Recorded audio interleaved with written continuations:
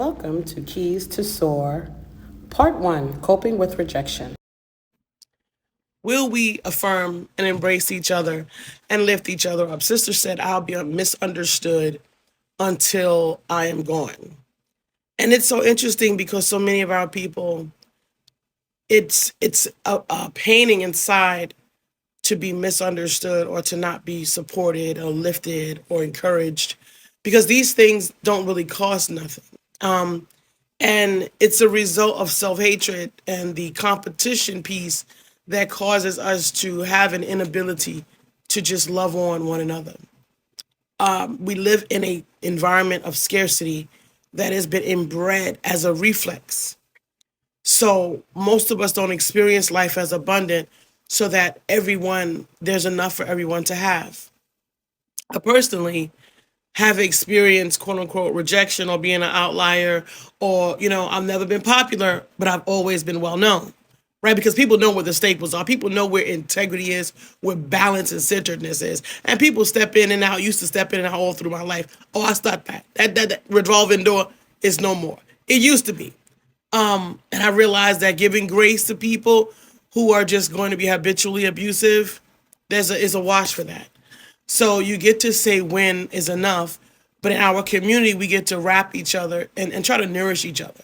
But the issue is, are we making ourselves healthy enough to be able to nourish others, right? This sister said what she said, and then, she left this world, right? So the rejection for her was so heavy. I personally have experienced heavy rejection. However, and not just one kind of rejection, not just from family, friends, but from society at large, because becoming a fully functional and reanimated African has been called arrogant, strong-willed, which is okay, but arrogance, confidence that is wrapped in this sense of superiority what makes you think you so special? Who can say that to someone? Who can say that because I decided to live a life this way and it's not doing you no harm, right? But because I'm living my life this way, that somehow I think that I'm better or I'm special. I mean, the reality of it is we're all special in our own way. But I don't walk in an energy of trying to be better than anyone. In fact, I say the complete contrary. There's no difference between you and I. The difference between me and you is I choose. I chose to implement behaviors in my life because the evidence of lessons learned is changed behavior. So I've changed my behavior. As I learned, I changed my behavior. I didn't just catalog facts like most of us do and try to say clever things like most of us do.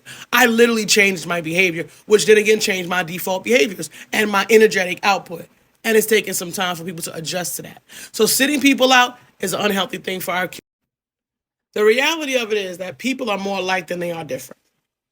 This subliminal dysfunction that we have trying to be individualistic are all symptoms of a scarcity mentality, are the symptoms of implanted states of being, ways of being, consciousness.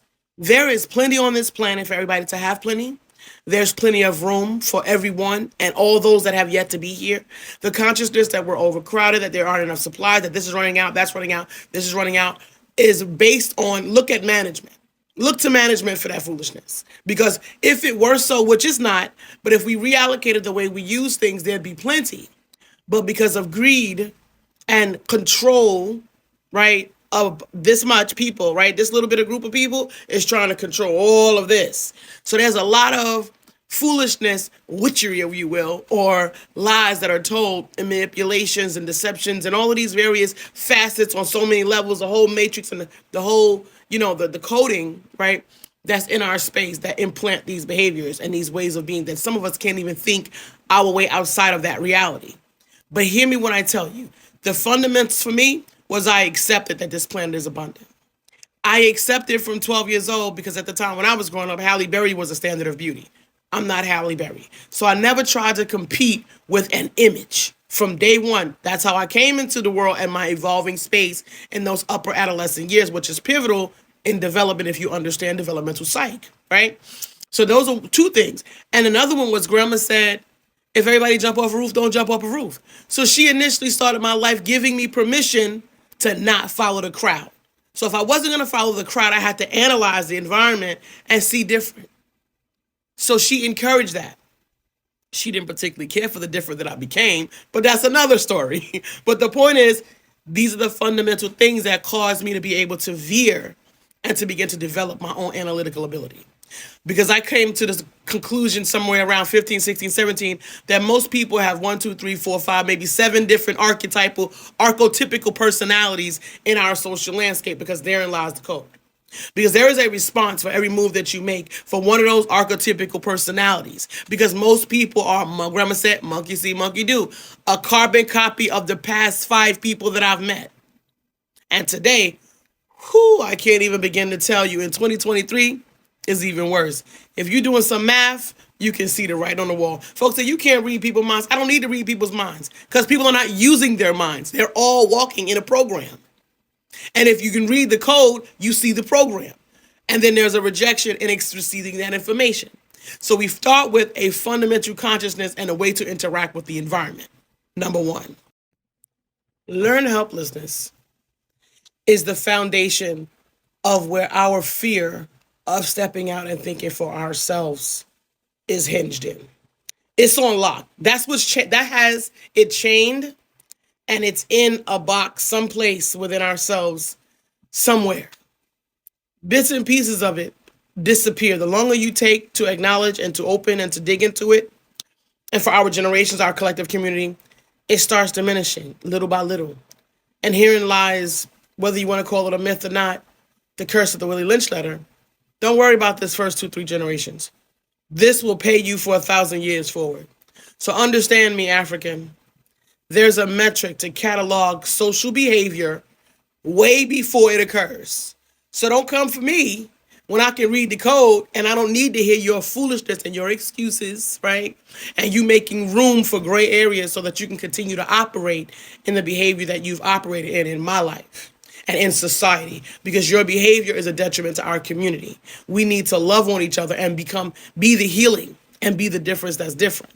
So once you accept the fact that you're looking into a society that's an alternate reality, that will allow you to move into that space. Accept your own learned helplessness. That's a quality that we can all work through. It takes some time, because that learned helplessness is insulated by a whole lot of reinforcements. And the only thing that changes that is habitual reconditioning of cognitive behavior, so that you can then begin to change your frequency. It's work. Yeah, it's not easy. There's no pill for this. And it's so serious that most people would rather just live in their illusion. It's better. It's more comfortable. And you know what? It's unknowns. Walk by faith and not by sight. When you walk over there, when you unveil yourself and you walk over there, you will be walking into the abyss of the unknown. I've been here for a while. So yeah, for some people, it might look like arrogance. Because I'm clear. I'm not asking for permission, and I'm comfortable in my skin, and I move in such a way that I'm aware. Right? But for some people, it takes time to get there. And you need to accept the fact that it's going to take time to get there, because we didn't get here overnight. That learned helplessness also rejects you from making an analysis of the system right? You need to see from that perspective. And you need to be able to critique, right, that system. Because guess what? Management is what created all of these things. You didn't really add to this.